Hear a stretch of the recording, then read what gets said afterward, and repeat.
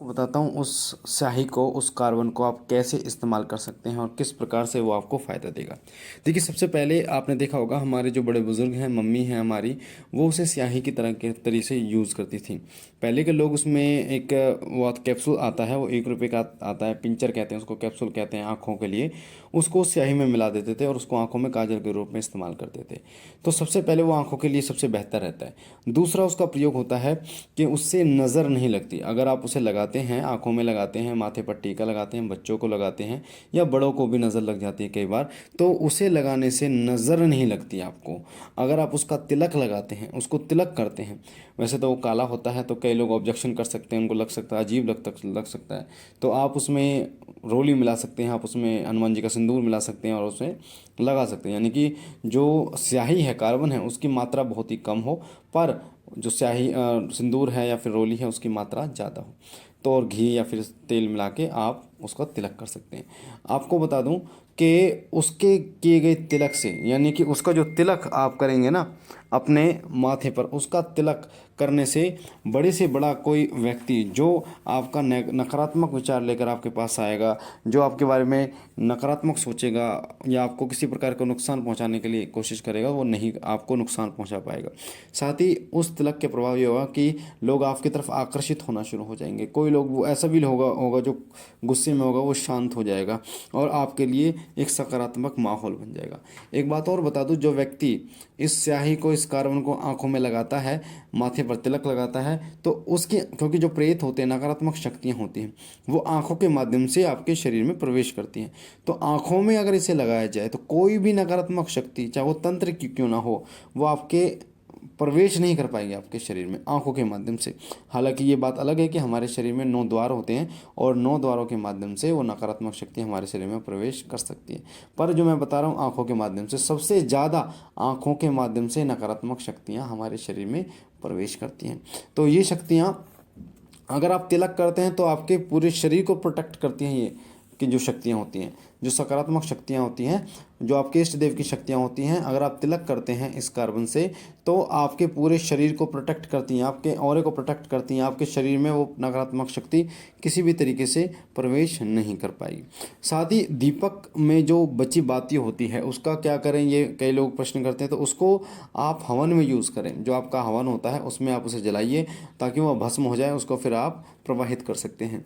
ऐसे ही आप कहीं मत फेंकिए उस चीज़ को, ये आपको समझना होगा, क्योंकि उसमें आपके इष्ट देव की जुड़ी कोई भी चीज़ है, उसमें बहुत ही ज़्यादा शक्ति ऊर्जा होती है। तो उसको आप ऐसे ही उसका अपमान ना करें। जैसे कोई, आप कई लोग कहते हैं जिस फोटो की वो पूजा करते हैं और उस फोटो को वो फेंक देते हैं या उसका कांच तिलक जाता है, टूट जाता है, तो उसको ऐसे ही फेंक देते हो। मैं आपको बता दूं, ऐसी गलती आपको बिल्कुल भी नहीं करनी। उस फोटो में भी बहुत सी ऊर्जाएं होती हैं, तो इसलिए आपको मूर्ति और तस्वीरें, ये चीज़ें नहीं फेंकनी। बची हुई बातें जो है उसको हवन में आपको प्रयोग लेना। और साथ ही आपको बता दूं, जो घी और तेल आप यूज़ करते हैं, इस्तेमाल करते हैं अपनी पूजा में, उसमें एक विशेष ऊर्जा होती है। अगर वो घी या तेल लगाया जाए, जो आपके दीपक में, आपके इष्ट देव की पूजा के दीपक में जो तेल या घी जल रहा है, जो भी आपने तेल यूज़ किया है या घी यूज़ किया है, उसको अगर आप अपनी 2 उंगलियों से, जो आपके जो रिंग फिंगर होती है आपकी, जिससे तिलक लगाते हैं, और जो कन की उंगली होती है सबसे छोटी, उन दोनों से लेकर जहाँ दर्द है वहाँ अगर आप लगाएं, अपने माता बहन के, पिता के, या जिसके भी आप लगाएं, उस स्थान पर लगातार अगर लगाएं तो उसको, वैसे तो पहली बार में ही उनको आराम हो जाएगा, थोड़ा सा एक मसाज करनी पड़ेगी उससे, पर वो बहुत ज़बरदस्त ऊर्जा होती है उसमें। एक तो वो गर्म होता है दीपक से जलने के कारण, और इष्ट देव की कृपा होती है तो वो बहुत जल्दी वो असर दिखाता है। अगर उस व्यक्ति के शरीर में कहीं प्रेत होगा और उस स्थान पर, क्योंकि प्रेत वहीं बैठता है, जहाँ पर बैठता है वहीं दर्द करता है, तो वहाँ पर अगर उस तेल या घी को लगाया जाएगा तो वो प्रेत, उसको उस परेशानी होगी उस घी से या तेल से, और उस स्थान को छोड़ देगा। फिर आपको दर्द नहीं होगा, और आराम बहुत जल्दी मिलेगा। इसलिए आपको उस घी या तेल का प्रयोग आपको करना चाहिए और आपको आना चाहिए कि किस प्रकार से उस घी और तेल का प्रयोग आप कर सकते हैं। उसमें बहुत ही ज़बरदस्त एनर्जी होती है। एक बात और बता दूं कि जब आप भोग लगाते हैं अपने इष्ट देव को, जो आप भोग लगाते हैं उसमें भी बहुत ज़बरदस्त एनर्जी होती है। वो भोग, यानी कि आपके इष्ट देव का झूठा भोग अगर कोई व्यक्ति खा लेता है तो उसके अंदर से समस्त नकारात्मक शक्तियों का नाश हो जाता है। अगर आप एक महीने में भोग लगाते हैं, हफ्ते में लगाते हैं या रोज़ाना लगाते हैं। वैसे तो रोज़ाना भोग भगवान को लगाना चाहिए। सुबह और शाम आप मिश्री का, गुड़ का, जो भी आपके पास है उसका भोग लगा सकते हैं। तो भगवान और सुबह सुबह जैसे मैं क्या करता हूँ आपको बताता हूँ। मैं सुबह भोग मैंने लगाया, मिश्री का भोग लगाया भगवान को, और बाबा भोलेनाथ को भोग लगाने के बाद वो भोग जब मैं शाम को पूजा करूँगा तो वो भोग पूजा के बाद मैं बांट देता हूँ।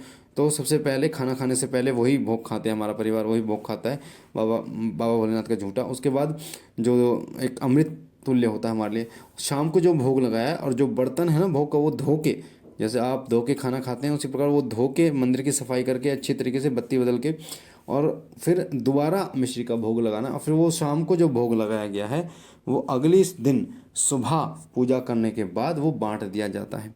तो सबसे पहले खाली पेट हम बाबा भोलेनाथ के भोग को ही ग्रहण करते हैं, अमृत को ही ग्रहण करते हैं जो बाबा भोलेनाथ का भोग है। तो उसकी कृपा ये होती है कि उससे कभी भी नकारात्मक विचार नहीं होते और सभी के विचार मिल के रहते हैं। सभी के, जैसे जिस प्रकार से हाथ एक होता है पर उंगलियां पांच होती हैं, पर एक ही हाथ में होती है ना, यानी पांचों उंगलियां एक ही हाथ में मिल जाती हैं। उसी प्रकार से बाबा भोलेनाथ का भोग एक होता है, पर वो जब सब में बढ़ता है तो सब पे कार्य करता है और सब में एकता का भाव उत्पन्न करता है, सकारात्मक भाव उत्पन्न करता है और सब पर अपनी कृपा करता है। तो उस भोग का भी विशेष महत्व होता है। अगर कोई प्रेत बाधा से जूझ रहा है व्यक्ति, उस भोग को खा लेना तो उस जो प्रेत की ऐसी की तैसी हो जाती है, वो प्रेत जो है वो तड़पने लगता है, उसको ऐसा लगता है कि जैसे उसको जहर पिला दिया हो। तो इसीलिए आपको इन चीज़ों का ध्यान रखना चाहिए और इन चीज़ों को समझना चाहिए कि भगवान से जुड़ी जो चीज़ें हैं वो बहुत अमूल्य बहुमूल्य होती हैं।